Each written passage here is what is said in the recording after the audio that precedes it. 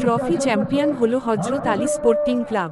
Trophy অভিনন্দন, অভিনন্দন, প্রাণঢালা অভিনন্দন। আজ সিংজোর সমাজ কল্যাণ আজাদ সংঘের মাঠে অনুষ্ঠিত উত্তেজনাপূর্ণ gold cup football final tournament 2026 এর শিরোপা জিতেছে হযরত আলী স্পোর্টিং ক্লাব। আপনাদের এই অভাবনীয় সাফল্যে আমরা গর্বিত। ফাইনালের ফলাফল: হযরত আলী স্পোর্টিং ক্লাব 2-0 সিয়াম একাদশ নবাবগঞ্জ।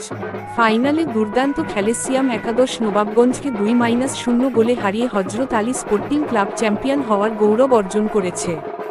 বিজয়ী দল চ্যাম্পিয়ন ট্রফির পাশাপাশি নগদ 1,50,000 টাকা পুরস্কার লাভ করেছে।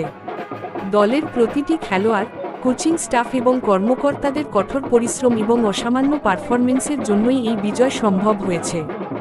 আপনারা নিজেদের প্রমাণ করেছেন। ধন্যবাদ জানাই সিংজোর সমাজ কল্যাণ আজাদ সংঘ কে এমন সুন্দর একটি টুর্নামেন্ট আয়োজন করার জন্য এবং আগত সকল দর্শকদের যারা মাঠে এসে খেলা উপভোগ করেছেন এবং খেলোয়াড়দের উৎসাহ দিয়েছেন। হযরত আলী স্পোর্টিং ক্লাবের আগামীর পথচলা আরও সাফল্যমণ্ডিত হোক এই কামনা করি। এগিয়ে যাও চ্যাম্পিয়নরা।